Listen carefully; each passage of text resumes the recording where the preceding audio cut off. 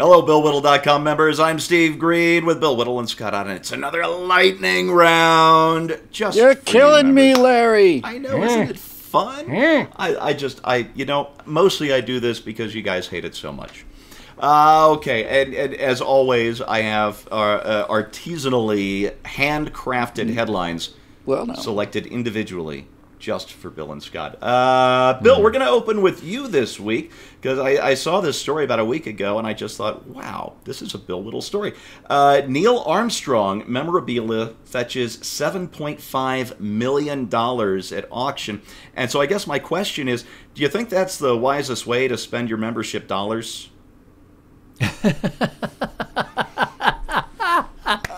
Is that what you've been doing with the money, Bill?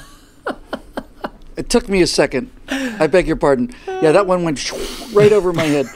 Wow. Well, you know, I basically put it all on credit cards. So I'm certainly enjoying having his helmet and the flag that Bill's he used. Frozen and up. Looks like. Oh no, there he is. But I do have to admit that the $295,000 payment that I've got to make at the end of the month it's got me a little bit concerned. That's one small check for a man. So here's something. All I'll say about this is the difference between Neil Armstrong and virtually anybody else, and to go to the other extreme, we'll use Buzz Aldrin, who was shoulder to shoulder on the moon landing. Once Neil came back, he was signing autographs. Just openly and freely signing autographs. Then he found out that these autographs were selling for $25,000 each and that people were marking them up and a market on them. So he simply stopped. He just stopped. He wouldn't do it anymore. And so I know Mike Melville rather well as a first civilian astronaut in space. Mike Melville has two things that have been signed by Neil Armstrong, which is it's 50, 60 grand at least. And he's not parting with them, needless to say. Yeah. So Neil understood the power of the fame, and it bears mentioning again that the only mission patch of an American spaceflight, the only patch of the hundreds and hundreds and hundreds that we've done, including shuttle launches, there's only one patch that does not have the name of the crew on the patch, and that is Apollo 11, and that is a direct result of Neil Armstrong having 51% of the vote and saying, it's not about us, it's about hundreds of thousands of people, and that's all you need to know about Neil. Now, it doesn't please me to say this, but I know people who've worked in NASA. Buzz Aldrin would come to visit. They've set up a charity for, honestly, it's something like a charity for widows of astronauts, and it's just a perfect charity. And they asked Buzz to sign a couple of items, and he wouldn't do it unless he got paid, $50 per autograph or something. And that's a profound difference to have somebody say, yeah, or $1,000 for me to autograph this, versus somebody who says, if these things are selling for $25,000 and people are trading them like a commodity, then I'm not going to be a part of this market. If Neil Armstrong would have understood capitalism better, he would have actually sat down every night and written out thousands of signatures and distributed them widely throughohout the country. And diluted so that the value. Yeah. That's right. You can actually make the case that he understands it well enough to know how to drive up the value of the through scarcity. But the point is that Neil Armstrong didn't sit around writing $25,000 autographs as often as he wanted to. It takes a lot of character, and that's the essence of his character, and that's the thing that didn't come across in the movie, where he simply looks like this repressed kind of guy who's getting very violent and shaking around a lot, and nothing about his the essential humility of the guy. Yeah, and I don't know where the money went at this auction, but I completely understand why people would spend that much money on I hope it goes to his son. Have you seen his son? No. I saw his son doing a tour, showing off the Apollo 11 capsule in the Smithsonian. I want to say the son's probably in his 50s now, and he looks exactly like Neil Armstrong. Wow. I mean, he looks exactly like him. It's really cool. Yeah, well, I guess he'd have to be. All right, Scott, I love this story. Americans are eating more beef and pork as President Trump's trade wars reduce pork exports. An industry expert said the shift from chicken to beef and pork has been far more pronounced than anyone had imagined. And furthermore, even though soybean exports have also been decreased, we are not seeing a similar explosion in the consumption of tofu. So I guess my question is this a great country or what? It's called the Keto Trump diet. I mean, it's like everybody is loading up on meat. That's an awesome thing. Yeah, it's unintended consequences are the story of economics, and not unforeseen, but maybe unintended by the crafters of policies. It's been the complaint of people who were concerned about any kind of a trade war or a tariff tiff, so to speak. But it's fascinating to see what happens with supply and demand. It's like water seeking its own level, and you can't overcome it. You can't control it from Washington, D.C. People will move toward that which is desirable and away from that which is undesirable. And if there's a lot of something, it'll become cheap. And if there's a little of it, it'll become expensive until somebody innovates and comes across with an alternative to it. And you say, holy cow, how did I ever not know about this? And all of a sudden people abandon the old and move to the new. I love this system.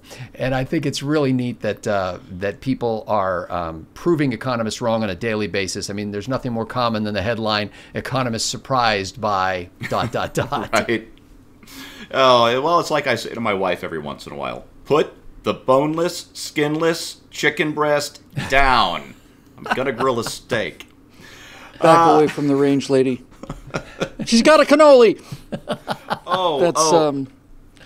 Who is that? That's Ray Romano joke. Oh, that's right. Oh, I haven't. That's a great routine. I haven't heard that in a long time.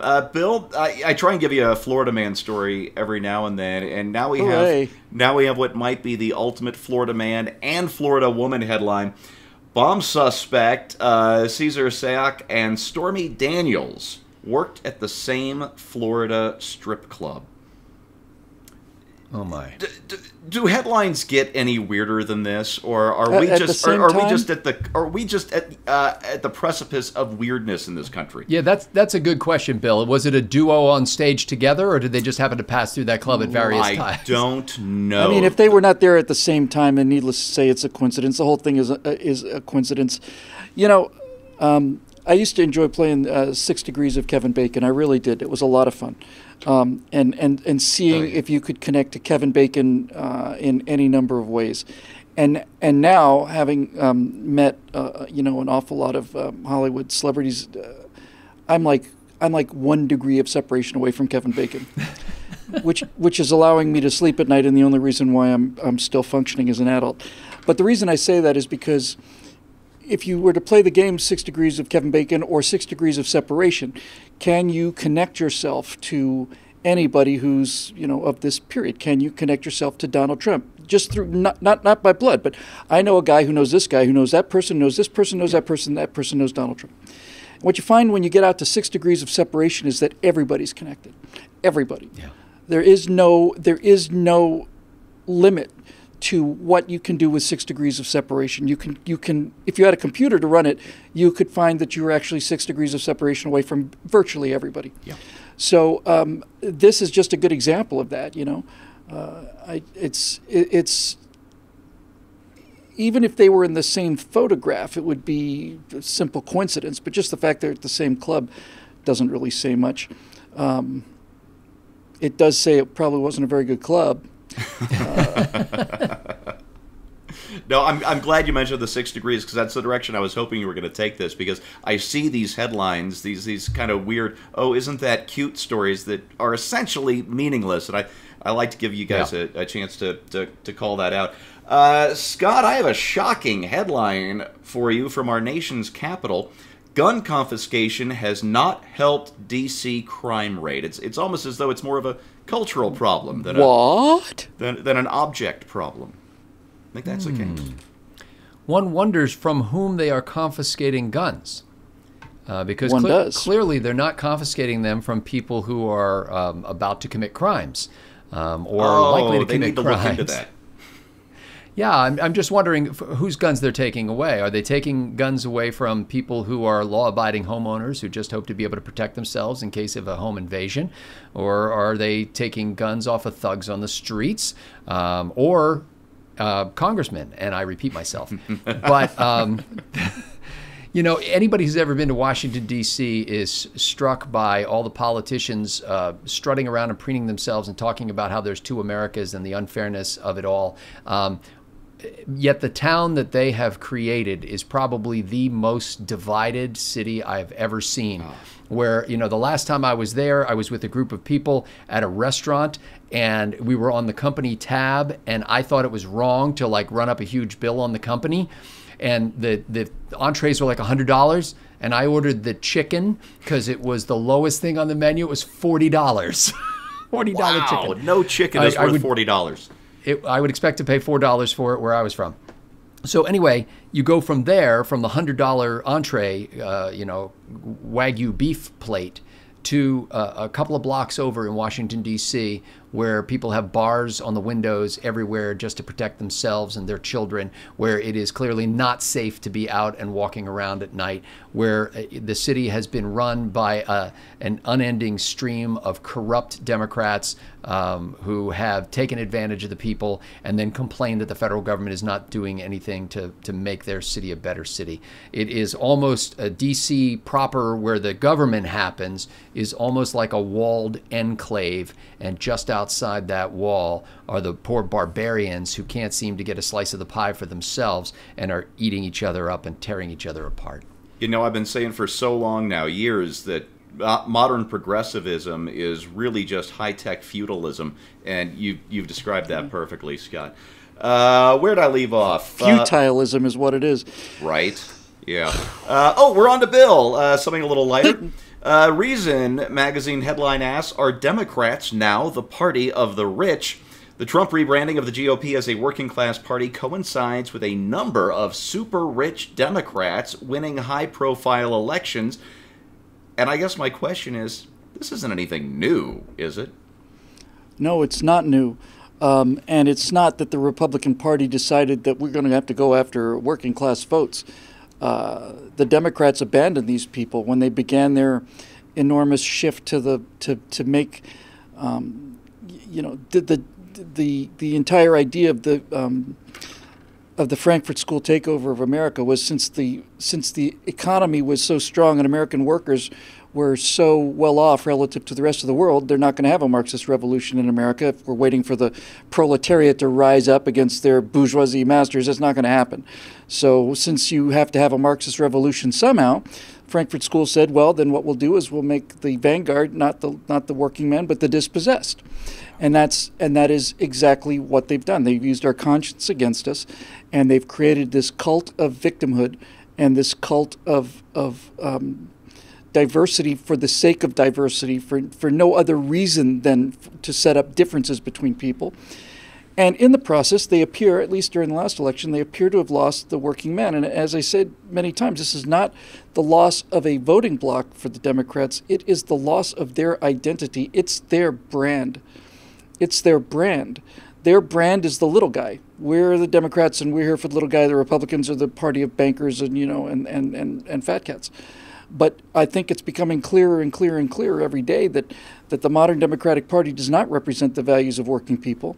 It represents the values of people who are exceedingly rich and who can afford things like higher taxes on gasoline or higher electric rates so that we can have renewable power. These are people who have a lot of disposable income, and they can make laws like no plastic bags allowed in LA County because they don't go shopping. That's Rosita's job. And so, yeah, there's a tremendous shift. And if we had any sense at all about messaging, we would run with this football till we scored, and then we'd keep running. We'd find another stadium, run across that one for 100 yards, score again. But we don't. And it is a moral. It's a moral shift, and it's one that we should be taking advantage of because we didn't engineer it. It's not a political move on our part. It's the results of the political move really on their part. And every day I just lament the fact that we can't seem to get across these fundamental things that are just so straightforward. But if the Democrats lose the working man, what are they about? That is an excellent question. We'll see. We'll see if they can figure that one out as they go forward. I hope they can't. Scott. Yeah, Twitter is such a cesspit, but occasionally you see something on there that just makes you go, yes, that is so right and so true, and in 280 characters or less. And I found one of those this morning writing for Instaput, and I can't remember the gentleman's name. I'm pretty sure he had an anonymous Twitter handle. But he wrote yesterday or this morning, there are no such things as gun rights. There are rights. We each have them inalienably. Government can choose to recognize them or not recognize them. The only thing that changes in that respect is the legitimacy of government. Our rights remain regardless. And I just wanted to Scott, you especially, I just wanted to give you a chance to either expand on that or expound on that, or maybe give Twitter some due. Your choice. I think that's a succinct way of putting it, that essentially we have natural rights. We have what our framers called God-given rights. And those are not dependent upon instrumentality. Those are not dependent upon modes. They're not dependent upon whether it's worship we're seeking or political speech or to gather in public or to make our grievances known to the government or any number of other things that you could name here. The right to be confronted by witnesses against you in a court of law. All of that, these are inherent in man. And some might say they were designed in, they were created by God. That's a beautiful thing to say. And I think on the gun thing in particular, I'm always disturbed by news headlines that refer to gun violence as if there was some instrumentality of the gun in causing the violence. It just happened to be that that's the weapon the guy used. I mean, there's car violence, there's knife violence, there's fist violence, there is whip violence, there is fire violence, there's all kinds of other violence. But for some reason, if you say gun violence breaks out, then that because the reason why they say that, and they don't say any of the other things, like you never hear the phrase "car violence again strikes" when a guy, runs his car off the road and slams into a person or an individual. There's no headlines about car violence, and the reason for that is because there's nothing in the Constitution about cars.